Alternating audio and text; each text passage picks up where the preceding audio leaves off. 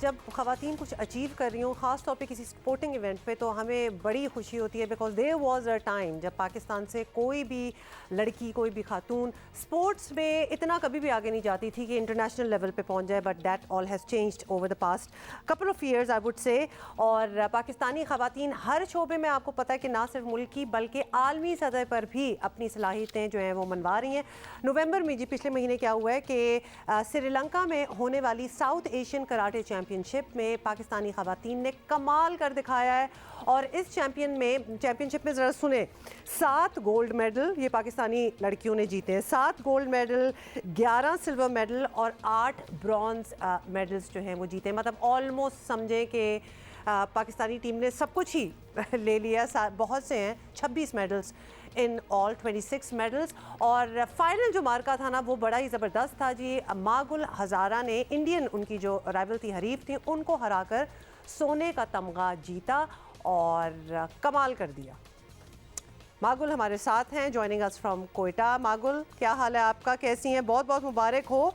और हमने तो बस जी कह दिया आपने गोल्ड मेडल जीत लिया, और सोचने में हमें लगता है कि बड़ा आसान होगा क्योंकि आप तो चैंपियन हैं, लेकिन बहुत मुश्किल कंपटीशन था।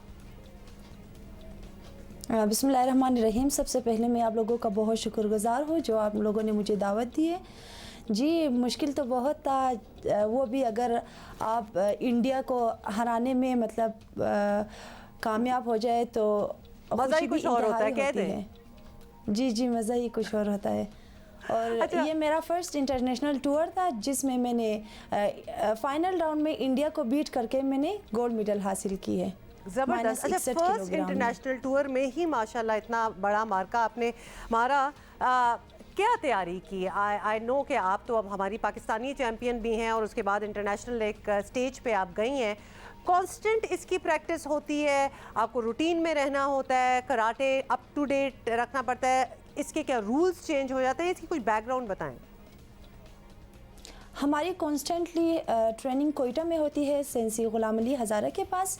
फिर अच्छा। हम नेशनल में हमारे लिए कैंप लगते हैं, हम लोग कैंप ट्रेनिंग करते हैं।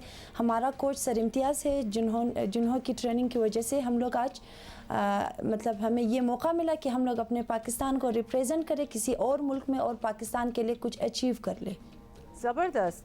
तो ये जो कैंप आपका लगता है, ये कहाँ लगता है कैंप? ये कैंप GHQ में रावलपिंडी स्पोर्ट डायरेक्टर के ज़ेर एहतमाम। तो आपके साथ ऑब्वियसली इतनी और भी थे चैंपियंस ही मैं कहूँगी, सारे वहाँ पहुँचते हैं। फिर कौन पिक करता है, कैसे पिक होते हैं कि इंटरनेशनल इवेंट पे कौन जाएगा? ट्रायल्स किस तरह होते हैं, सिलेक्शन किस तरह होती है? पहले तो ट्रायल्स नेशनल के लिए होती है, हम लोग नेशनल के लिए सेलेक्ट होते हैं। फिर नेशनल में जिसका गोल्ड आता है वही इंटरनेशनल के लिए सेलेक्ट होते हैं। अच्छा, आपको देख के और आपसे बात करके मुझे लग रहा है कि आप स्कूल लेवल से कराटे जो है वो उस स्पोर्ट में इन्वॉल्व हैं। जी मैंने मैट्रिक की थी, उसके बाद मैंने कराटे ज्वाइन की सेंसी गुलाम अली हज़ारा के पास। फिर उसके बाद अभी ये कंटिन्यू है 5 साल। मुझे ये बताएं, और ये मैं इसलिए भी आपसे पूछ रही हूँ क्योंकि बहुत सी यंग बच्चियाँ भी देख रही होती हैं, उनकी माएँ देख रही होती हैं, दे वांट टू पुट अपनी बच्चियों को किसी स्पोर्ट में डालना चाहती हैं। जब हम भी छोटे थे तो हमने भी कराटे कुछ अरसे के लिए सीखा भी था, लेकिन उसकी reasoning more was for self defence, मतलब उससे ज़्यादा उसको कुछ उस वक्त कहा नहीं जाता था। लेकिन आप तो एक कम्पिटिटिव लेवल पे हैं, तो आप इनकरेज करेंगी कि लड़कियां बेशक कॉम्पिटिशन्स में ना जाएं लेकिन इस स्पोर्ट को सीखें ज़रूर? जी, जैसे मेरा ताल्लुक़ कोयटा बलूचिस्तान से है।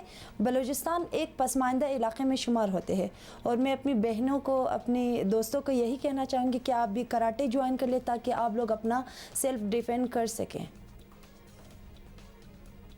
नहीं तो आपको आप जब अकेले होते हैं कहीं, या आप बिकॉज आपको इसकी सारी कराटे की नुआंस आती है, आप अपने आप को सिक्योर फील करती है? मतलब मैं पूछना चाह रही हूँ कि क्या चेंज आता है एक शख्स में और ख़ास तौर पे एक लड़की में? एक लड़की में यही चेंजेस आते हैं कि मतलब वो अगर उसका कॉन्फिडेंस लो है, वो उसका कॉन्फिडेंस हाई होते हैं। कराटे सीखने के बाद वो घर से अकेली जा सकती है बिना लड़के के। जैसे लड़कियां अपने भाइयों के साथ जाते हैं, हम अभी कराटे सीखने के बाद हम लोग खुद अकेले जाते हैं। ज़बरदस्त। अच्छा, ये जो देख रहे हैं ना, हमें ये फ़र्क होता है एक लड़की में और एक कराटे चैम्पियन लड़की में, तो लिहाजा अपनी बच्चियों को प्लीज़ किसी ना किसी स्पोर्ट में डालें, क्योंकि वो आपकी पर्सनैलिटी को बहुत ज़्यादा ग्रूम करता है। आपके अंदर कॉन्फिडेंस आता है that you have achieved something, और उसके बाद ज़िंदगी तो आपको पता है एक स्ट्रगल है और बहुत सी चीज़ें अचीव भी हो जाती हैं। बहुत से चैम्पियंस से हम मागुल मिलते हैं और उन्होंने बहुत कुछ सेक्रीफाइस किया होता है कुछ ना कुछ अचीव करने के लिए। ख़ास तौर पे जैसे हम वेट लिफ्टर्स से, बॉक्सर्स और ऐसे लोगों से जब मिलते हैं ना, तो उन्होंने खाने पीने में बहुत कुछ सेक्रीफाइस किया होता है कि जी 1 साल से हमने ये नहीं खाया तो वो नहीं खाया। क्या आप लोगों की चैम्पियनशिप से पहले भी इस किस्म की कोई चीज़ें होती हैं जो आपको छोड़नी पड़ती हैं? जी हमारी चैम्पियनशिप में भी इसी तरह होते हैं। जैसे मैंने बज़ाद ख़ुद मैंने कोल्ड ड्रिंक्स पीना छोड़ दी है तकरीबन 3 सालों से, और मैंने अपने दोस्तों को भी यही मोटिवेट किया है कि कोल्ड ड्रिंक्स नहीं पियो, मतलब वो स्टेमिना के लिए बहुत नुकसानदेह होते हैं, स्टेमिना को लूज़ करते हैं, हड्डियाँ कमज़ोर होती हैं बाय द वे, उससे शुगर होती है बहुत कोल्ड ड्रिंक्स में। जी। अच्छा, तो कोई वेट लेवल भी आपको उस पर भी मेंटेन करना होता है? कराटे में ये भी होता है?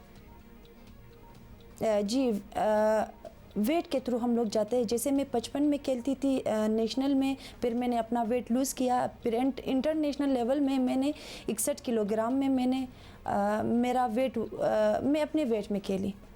अच्छा। लेकिन जो मतलब -55 या 50 में खेलते हैं, उन्हें वेट लूज़ करना पड़ता है। वो डाइट पे रहते हैं, वो वेजिटेबल्स वगैरह ज़्यादा इस्तेमाल करते हैं। ज़बरदस्त, बड़ी चीज़ें आपसे सीखी मागुल हज़ारा, थैंक यू सो मच।